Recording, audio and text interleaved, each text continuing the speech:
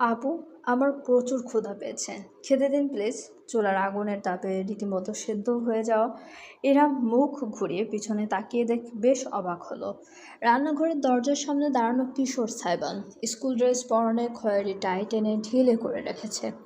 ধূসর বনের উপরের কয়েকটা বোতাম খোলা, স্কুল ব্যাগটা আলগোছে ঝুলছে হাতে। ওড়না দিয়ে কপাল মুছে ইরম বলে উঠল, ব্যাপার কি? খালামণি বাড়ি নেই? ডানে বামে মাথা নাড়ল সাইবান। সেমিনার 3 দিনের খুলনায় গিয়েছে। ইরাম মুখ ফিরিয়ে আবার চুলের দিকে তাকালো। তার বুকটা চেপে এলো। কোচিংয়ের বেতন আগাম নিয়ে আজ সকালে চাল কিনেছে। আরেক চুলায় আলু সেদ্ধ হচ্ছে, গতকালের কিছুটা ডাল রয়ে গিয়েছে। এই দিয়ে ভাইদের খাইয়ে দেবে ভেবেছিল। একটি শুকনো ঢোক গেলে সে সাইবানকে বলল, তুমি বরং বাড়িতে গিয়ে ভাত খাও ভাই। আপু তোমাকে লেবুর শরবত করে দিচ্ছি। না কেন? সাইবান অবুঝ প্রশ্নে ইরাম ওড়না গলায় চেপে আরেক দফায় ঘাম মুছল। না মানে তোমার বাড়ির খাবার নষ্ট হবে? উফ, বাড়িতে আজ রান্না হবে না। সিস টাকা দিয়েছে, ও বাইরেই খাচ্ছে বন্ধুদের সাথে রেস্টুরেন্টে। তাহলে তুমিও রেস্টুরেন্টে যাও। তবে ইরামকে পুরোপুরি উপেক্ষা করে সাইবান হঠাৎ তার পাশে এসে দাঁড়ালো। চুলার দিকে মুখ বাড়াতে তার চোখ জোড়া চকচক করে উঠল, যেন সোনার খনি দেখেছে।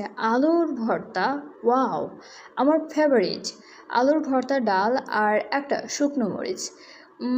কতদিন খায় না। ভাতের মার গালতে গালতে জমে গেল ইরাম। সে জানে সাইবানের আলুর ভর্তা মোটেও পছন্দ না। হরেক পদের তরকারির মাঝে সে কখনোই ভর্তার দিকে চোখ তুলেও তাকাবে না। ডালও খুব একটা খেতে দেখেনি কখনো। সে না চাইতেও ছেলেটার দিকে কিছুক্ষণ অপলক চেয়ে রইল। কত যেন বয়স হবে এখন ছেলেটার, 12-13। এর মধ্যে এত বোঝদার কবে হয়ে উঠল? ইরামকে নিষ্পলক চেয়ে থাকতে দেখে সাইবান মাথা কাত করে ডাকলো, আপু। চোখ পিটপিট করলো ইরাম। ভেজা ভেজা কিছু ঠেকলো চোখের কোণে। দ্রুত তার দৌড় করে ইরাম এবার ঠোঁটে মৃদু হাসি ফুটিয়ে বলল, ঠিক আছে, তুমি হাত মুখ ধুয়ে নাও, আমি খাবার দিচ্ছি। সাইবান হঠাৎ করে ইরামের কাছে এগিয়ে গেল। উচ্চতায় ছেলেটার তার কাঁধ সমান। কোনো কথা না বলে নিজের প্যান্টের পকেটে হাত ভরে সাইবান একটা টিস্যুর প্যাকেট বের করলো। সেখান থেকে টিস্যু বের করে হাত তুলল সে। দেখি। ইরামের কপাল ছুঁয়ে সে ধীরে ধীরে ঘামটুকু মুছে নিল। তারপর গলার দিকটায় চাপলো। অতি যত্ন নিয়ে বকবক করে বলল, এত গরম পড়েছে, নিজের যত্ন কেন নেন না? আপু, আপনি অসুস্থ হয়ে পড়লে ভাইয়াদেরকে কে দেখবে? বুকের ভেতর ঝড় উঠল বুঝি ইরামের। বাবা চলে যাওয়ার পর শেষ কবে কেউ তাকে এভাবে আদর করেছে, তার জন্য চিন্তা করেছে, তা মনে করতে পারল না সে। ঠিক কেউ করেনি, আর কোনোদিন করবে কিনা সন্দেহ। ইরামের কী হলো বলতে পারবে না। সাইবানের হাতটা সে চেপে ধরল। মুচকি হেসে সেই হাত মুঠো করে ঝুঁকে তার আঙ্গুলের উপর আলতো করে নিজের ঠোঁট ছুঁয়ে জানালো, এই যে, তুমি যেন আমার যত্ন নিতে পারো, তাই নিজের যত্ন নিচ্ছি না, বুঝেছ? এবার লক্ষ্মী ছেলের মতো গিয়ে টেবিলে বসে পড়ো তো, আপু খাবার নিয়ে আসছে। আর 2 তলায় রাহাত ভাইয়া আছে তোমার, ওকেও ডেকে দিও খেতে। সাইবান জলে নিষ্পাপ চোখ মেলে কয়েক পলক চেয়ে রইল ইরামের দিকে। অতঃপর তার ঠোঁটে বিস্তৃত একটা হাসি ফুটল, পবিত্রময়, সুন্দরতম। এই যে যাচ্ছি, আপু আমাকে কিন্তু ডাল বেশি দেবেন। বলেই ব্যাগ ছুঁড়ে লিভিং রুমের সোফায় ফেলে সাইবান ধূপধাপ শব্দ করে সিঁড়ি বেয়ে উঠতে লাগলো। রাহাত ভাই, খাবে না? কই রে? ঘুমের ঘোরে ইরাম স্বপ্ন দেখছিল, নাকি স্মৃতির জগতে হারিয়ে গিয়েছিল অবচেতনভাবে বলতে পারবে না। চোখ দুটো অজান্তেই ভিজে উঠেছে। তার বদ্ধ পাপড়িতে চিকচিক করছে অশ্রুদানা। ঠিক এমন সময় ভাইব্রেশনের শব্দে ইরামের পাতলা ঘুম ভেঙে যায়। চোখ মেলে রীতিমতো লাফিয়ে উঠল সে। ভারী নিঃশ্বাস ফেলতে ফেলতে আশেপাশে তাকালো। ভোরের নরম আলো পর্দা গলে চুইয়ে পড়েছে ভিতরে। স্নিগ্ধ আবহাওয়া। বিছানায় ঠিক পাশেই শুয়ে আছে ইরামের কলিজার ধন। ঘুমে আচ্ছন্ন ইজান। ছোট্ট শরীরটা মায়ের বুক ঘেঁষে পড়ে আছে, নিঃশ্বাস প্রশ্বাসের সঙ্গে ওঠানামা করছে। কি মায়া, কি কমল! ইরাম ছেলের দিকে চেয়েই রইল। একটুই আঙ্গুল ছুঁয়ে ছুঁয়ে দেখতে লাগলো তার ঠোঁট, কপাল, গাল। ছেলে তার মতোই হয়েছে অনেকটা। সৌভাগ্য তার। ছেলের মায়ের বিভোর ইরামের অস্থির ভেতরটা ধীরে ধীরে শান্ত হয়ে এলো। ভাইব্রেশনের শব্দটা এবার মুখ ঘুরে নাইট স্ট্যান্ড থেকে নিজের ফোনটা হাতে তুলে নিল ইরাম। চোখ কচলে স্ক্রিনের দিকে তাকাতেই তার চোখ চড়ক গাছ হওয়ার দশা। হোয়াটসঅ্যাপে মেসেজ এসেছে সাইবানের কাছ থেকে। নামটা ভেসে উঠতেই হঠাৎ তার করে ইরামের মাত্র অনুভব করা স্মৃতিটুকু কথা মনে পড়ল। নিদারুণ নিষ্পাপ একটা চেহারা, তাতে খেলা করত জগতের সবটুকু মায়া, আবেগ, ভালোবাসা। চোখ দুটো ছিল যেন গভীর অনুভূতির আধার। সে যখন হাসতো তখন মনে হতো তার সঙ্গে গোটা জগৎ হেসে উঠছে। এমন মায়াবী একটা ছেলে কয়েক বছরের ব্যবধানে কে আমল বদলে গিয়েছে। ছোট সাইবানকে এরম ভাইয়ের আসনে বসিয়েছিল, কোনোদিন নিজের আর দুটো ভাই আপন ভাইয়ের থেকে আলাদা চোখে দেখেনি। হাতে তুলে খাইয়ে দিয়েছে কতবার, কত শত রাত্রিতে হাতে হাত রেখে রাস্তা ধরে হাঁটতে হাঁটতে চাঁদ তারার গল্প করা হয়েছে। ইরামের রূপকথার গল্প ছেলেটা মনোযোগ দিয়ে শুনত। আত্মার সাথে আত্মার বন্ধুত্ব যেন। কোনোদিন কাজিন খালামনির ছেলেই এই ধরনের বিষয় তাদের ভাই বোনদের মাঝে আসেইনি। তারপর একদিন হঠাৎ ঝড়ে সব কিছুই বদলে গেল। এতটাই বদলে গেল যে আজকে সাইবানকে কিছুতেই সে পুরাতন সাইবানের সঙ্গে মিলিয়ে উঠতে পারছে না। যেন দুজন সর্বদাই দুটি ভিন্ন মানুষ। শেষমেশ সকল চিন্তা দূরে হটিয়ে ইরাম সাইবানের পাঠানো মেসেজ দেখলো। এটা কি? একটা ছবি। সাইবান হোটেল রুমের মেঝেতে বসে আছে, তার পরনে একটা গোলাপি রঙের স্ট্রবেরি আঁকা প্যান্ট আর হ্যালো কিটি ডিজাইনের জুতো। চোখ পিটপিট করলো এরা। এটা সত্যিই সাইবান? মুখটা তো তার স্বামীরই। কি আশ্চর্য! Good morning. এরম টেক্সট মেসেজটার দিকে পাকা 2 মিনিট যাবৎ তাকিয়ে থেকে এর অর্থ উদ্ঘাটন করতে পারল না। পারার দরকার নেই। সে তাকিয়ে আছে পাঠানো ছবিটার দিকে। ড্যাব ড্যাব করে চেয়েই রইল সে পাক্কা 5 মিনিট যাবৎ। সাইবান কি পাগল হয়ে গেল? সে দ্রুত মোবাইলে টাইপিং করলো। Is that hello kitty? ও পিরিয়ড বেস্টি। ইরামের চোখ কপালে উঠে গেল। বেস্টি? পিরিয়ড? কিসের পিরিয়ড? ও সৃষ্টিকর্তা! ইরামকে ধৈর্য দাও, ধৈর্যের ভাণ্ডার ঢেলে দাও। তুমি কি বলছো না বলছো আমি কিচ্ছু বুঝতে পারছি না আলাদিন। এসবের মানে কি? তোমার প্যান্টে স্ট্রবেরি কেন? ইক ইক ইটস এফার। আই কে কারা? কথা থেকে এলো এরা। সকাল 7টা বাজে। সকাল 6টা 7 বাজে। তোমার ব্রেন সুস্থ আছে? 6-7। 6-7 আবার কি? এরাম ঘুম জড়ানো চোখে আঙ্গুল ঠেসে ধরল। আপন মনে বিড়বিড় করলো, হে আল্লাহ, উঠিয়ে নাও আমাকে। আমাকে না, ওই জল্লাদ ছেলেটার ব্রেন থেকে শয়তানে উঠিয়ে নাও না মাবুদ, আমিন। তারপরে সে রেগে মেগে টাইপিং করলো। এখনই তুমি আমার চোখের সামনে থেকে বিদায় না হলে আমি কিন্তু তোমাকে ব্লক করে দিব। করুন, আমি এক্সপার্ট ওপেনার। ব্লকও খুলতে পারি, সঙ্গে আপনার অন্তরের দরজাও। ইরাম এবার একটু বিজয়ের হাসি আসলো। অবশেষে স্বাভাবিক ভাষায় ফিরেছে ছেলে। যাক, আমি ভেবেছিলাম তুমি গেঞ্জি ভাষা ছাড়া আর কোনো ভাষাই জানো না। গেঞ্জি বলবেন না তো, অপমান লাগে। সকাল সকাল স্ট্রবেরির মুখে না দিয়ে প্যান্ট সাজিয়ে কি প্রমাণ করতে চাইছিলে? এটাই যে বাকিদের জন্য আমি ঝুঁকি হলেও আপনার জন্য আস্তে একটা পুকি। এরম আরেক দফায় থামল। পুকি আবার কি? পুরোপুরি জানার না থাকলেও তার কেন যেন একটুখানি লজ্জা লাগলো। সে নিজেও বলতে পারবে না। একটি ঢোক গেলে দ্রুত বিষয় পরিবর্তন করলো সে। তা 7 সকালে কি করছো? তুমি তো আবার ব্রেকফাস্ট প্লাস লাঞ্চ ব্রাঞ্চের আগে ঘুম থেকে ওঠো না। উঠেছ যখন নাস্তা করে নাও। ফিরছো কখন? Missing your daddy already. ফালতু কথা বলবে না। কিসের ড্যাডি? তুমি কি আমার আব্বু লাগো? ফিরে আসি। পোটলাকে বোঝাবো কিভাবে ওর আব্বু লাগি আর আপনার daddy. Till then keep missing me. সাইবান অদ্ভুত ওর একটা ইমোজি পাঠালো। ঠোঁট কামড়ে ধরে রেখেছে এমন। ইরম টানা 20 সেকেন্ড চেয়ে থেকে শেষমেশ ফোনটা ফেলে মুখে হাত ঘষতে লাগলো। হে আল্লাহ, বিয়েটা যখন আলাদিনের সাথে দিয়েছো তখন আলাদিনের চেরাগটাও দিতে। চেরাগে ঘষে দত্তকে বের করে বলতাম, এই বান্দার মাথায় কি চলছে সেটা আমাকে বুঝিয়ে দিতে। পরক্ষণেই আনমনে আপন মনে খানিক হাসল ইরাম। কেন তা নিজেও বলতে পারল না। সকাল ভারী হয়েছে। ইরাম পুরো দস্তুর প্রস্তুত বাইরে যাওয়ার জন্য। আজ বিশেষ গুরুত্বপূর্ণ কাজ আছে তার। আগামী মাসের 1 তারিখ থেকে তার কম্পিউটার কোর্সের ক্লাস শুরু হয়ে যাবে। তার আগে কিছু প্রস্তুতি নেওয়া প্রয়োজন। সামিয়ার ল্যাপটপ ঠিকঠাক চলে, ফ্রিল্যান্সিং আর অন্যান্য ভারী কাজের জন্য যথাযথ আপডেটেড না সেটি। তাই নিজের বিয়েতে পাওয়া দেনমোহরের টাকা দিয়ে ভালো দেখে একটা ল্যাপটপ কিনবে ইরাম। প্রথমে ব্যাংকে যেতে হবে টাকা তুলতে, তারপর ল্যাপটপের শোরুমে ইজানকে একটা ঢোলা সুতির ফতোয়া আর প্যান্ট পরিয়ে নিয়ে মাথায় ছোট্ট একটা ক্যাপ দিল ইরাম। দেখতে বেশ ভালো লাগছে। ঝুঁকে ছেলের মুখে অসংখ্য চুমু আঁকতে আঁকতে সিঁড়ি বেয়ে নেমে এলো সে। আমার বাবাটা কত হ্যান্ডসাম, কুচুপু সোনা। উম উম্মা উম্মা, আহ, আইয়া।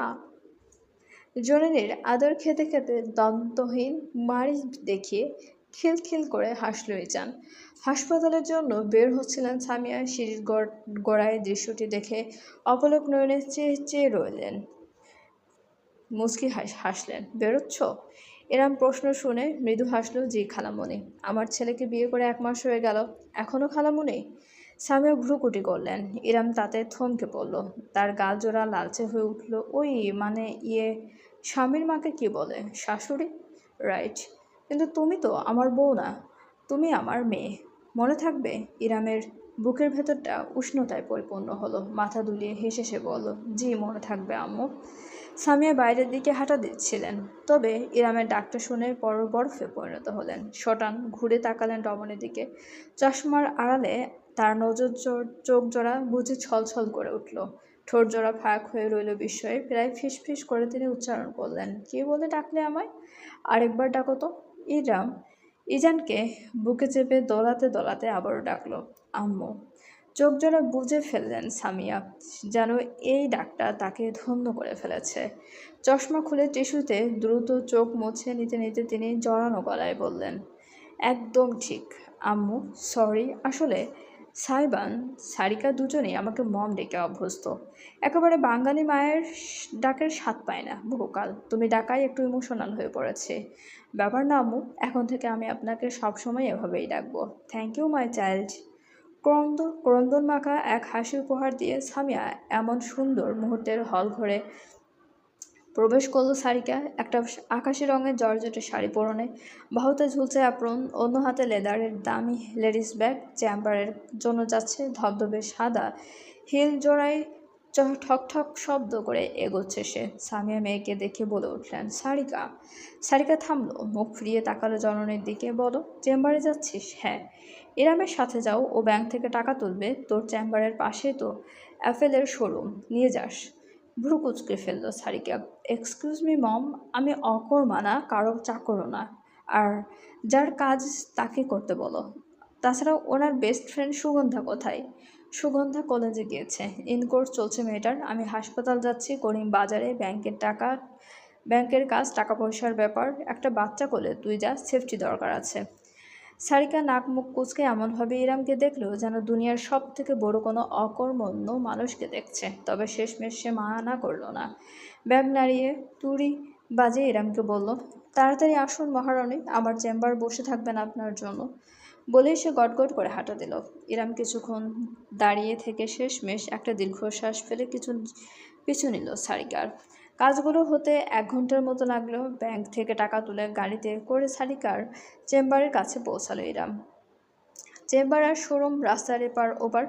শোরুমে ঢুকতেই তাদের বসার জন্য চেয়ার দেওয়া হলো। স্টাফরা বেশ মিষ্টি ভাষায় ইরামের সকল প্রয়োজন অনুযায়ী ল্যাপটপ মডেল দেখাতে লাগলো।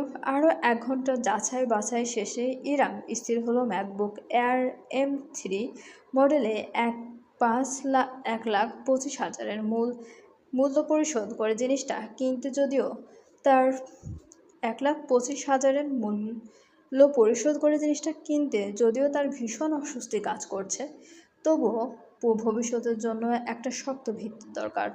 কাজের খরচাই করছে সে, নিজেকে বোঝালো তা। কাগজপত্র, বিল সব কিছু প্রস্তুত হয়ে গেলে ধীরে পায়ে উভয় রমণী শোরুম থেকে বেরিয়ে গেল। বাইরে এখন দুপুর প্রায়। ব্যস্ততা বেড়েছে জনজীবনের। সূর্য মাথার উপর কিরণ দিচ্ছে। রাস্তার সামনেই একপাশে ডাব বিক্রি হচ্ছে, তা দেখে তা দিয়ে দাঁত কেটে বিক্রি করছে কিশোর তরু বয়সী এক ছেলে। অন্য পাশে আবার ফল নিয়ে বসে হাঁকডাক করছে ফেরিওয়ালা। সারিকার নাম চেম্বারটার চোখে পড়ছে অদূরে খোলায়। ভেতরে খুব সম্ভবত এখন তার কোনো অ্যাসিস্ট্যান্ট আছে। সারিকা ইরামের দিকে ঘুরল। আপনি গাড়িতে করে চলে যান, এটুকুই, কোনো বিদায় নেই। সোজা রাস্তার ওপাশের দিকে হাঁটা দিল সারিকা। প্রাইভেট গাড়ি ডাবের ভ্যান গাড়ির সামনেই পার করা। ইরাম এক হাতে ল্যাপটপের ব্যাগ আর অন্য হাতে ছেলেকে ধরে এগোলো। ইজান তার বুকে চুপটি করে লেপ্টে আছে, ঘুমে ঢুলু ঢুলু করছে তার, আর তবে ঘুমায়নি। শোরুমের মেয়ে স্টাফগুলো এতক্ষণ যাবৎ তাকে বিনোদনে রেখেছিল, এখন ক্লান্ত হয়ে গিয়েছে খেলতে খেলতে। ইরাম ছেলের কপালে চুমু এঁকে চুপচাপ এগোলো গাড়ির দিকে। ঠিক এমন সময় দৃশ্যটা চোখে পড়ল তার। লাল কালো হোন্ডা বাইক, দুটো ছেলে, একজনের মাথায় হেলমেট, অন্যজনের মুখে মানকি টুপি জড়ানো। ইরামের জন্য ঘটনাটা স্লো মোশনে ঘটল বুঝি। মায়ের মন সব থেকে সতর্ক, সেই সতর্ক ইঙ্গিতে তার মস্তিষ্ক বুঝি সারা শরীরে দামামা পিটিয়ে দিল। লাল কালো বাইক ঠিক একদিন আগে তাকে অনুসরণ করেছিল। কম্পিউটার প্রশিক্ষণ কেন্দ্র অবধি সুগন্ধির কলেজও একই বাইক, আর আজও সারিকার চেম্বারের সামনে সেই বাইক। দুজন ছেলে, এই গরমে মুখে মানকি টুপি, অস্বাভাবিক, ভীষণ রকমের অস্বাভাবিক। বাইকটা তীব্র গতিতে এগিয়ে আসছে।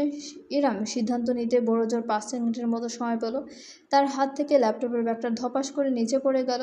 দু হাতের মাঝে ইজানেরকে বুকের ভেতর জাপটে ধরে উল্টো ঘুরে গেল সে। বাইকটা একদম তার কাছে, চালকের পিছনের বসা মানকি টুপি পরা ছেলেটার নিজের হাতে ধরা একটা বোতল থেকে ক্ষিপ্র গতিতে কিছু স্বচ্ছ তরল ছুড়ে দিল ইরামের গায়ে। ছিটকে উঠল সবটা। অমোঘ পরিণতির জন্য নিজেকে প্রস্তুত করে ফেলল ইরাম। সবটুকু তার শরীরে লাগলো, কিন্তু তার ছেলে যেন বুকের কুঠুরিতে একদম সুরক্ষিত থাকুক। তবে স্রষ্টার ইচ্ছা ভিন্ন কিছুই। ঘটনার মাঝে আগমন ঘটল তৃতীয় ব্যক্তির। নারী মাত্রই বুঝি বিপদের আজ সবার আগে টের পায়। সারিকাও তা মনে। সে বেশি দূরে ছিল না। কিছু বুঝে ওঠার আগেই তার পা দুটো তাকে টেনে নিল ইরামের কাছে। হাতের সামনে কিছু না পেয়ে নিজের লেদারের ব্যাগটাই ছুড়ে দিল। বাইক থেকে ছুড়ে দেওয়া তরলের বেশিরভাগ গিয়ে লাগলো সারিকার ব্যাগে। বাকিটা ছিটকে গেল চারপাশে। কোথায় কোথায় গিয়ে ফোঁটায় ফোঁটায় পড়ল দেখাও গেল না। শুধু হতভম্ব চোখে উপস্থিত পথচারীরা দেখল কিভাবে লেদারের ব্যাগটা গরম তেলে ছেড়ে দেয়া মাছের মতো জ্বলে উঠল। অ্যাসিড, সারিকা বুঝল সবার আগে। তবে এই 10 সেকেন্ডের মাঝে যা হওয়ার হয়ে গিয়েছে। আশেপাশের মানুষের চিৎকার চেঁচামেচিতে ভরে গিয়েছে চারপাশ। অস্ত্র লক্ষ্যে ভ্রষ্ট হয়েছে দেখে বাইকার স্পিড বাড়িয়ে দিল।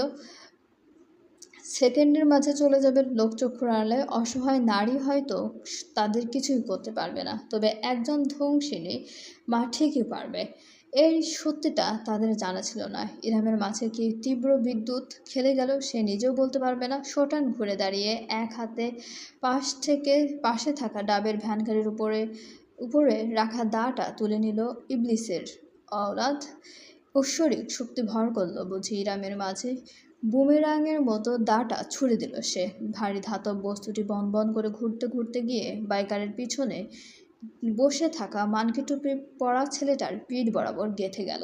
ছিটকে উঠল রক্ত, সঙ্গে সঙ্গে চিৎকার, আহ! অথচ বাইক চালক নিজের আহত বন্ধুটির জন্য থামল না। এই অবস্থায় দ্রুতি বাড়িয়ে রীতিমতো কয়েক পলকের ব্যবধানে রাস্তা কেটে অপাশে হারিয়ে গেল দ্রুত গতিতে। বহুদূর থেকেও পিছনে বসা ছেলেটির পিঠে ভয়ানকভাবে গেঁথে থাকা ধারালো দা স্পষ্ট দেখা গেল, যতক্ষণ না আততায়ীর সম্পূর্ণ চোখের আড়াল হয়ে গেল। সম্পূর্ণ ঘটনা ঘটল মাত্র 15 সেকেন্ডের ভেতর।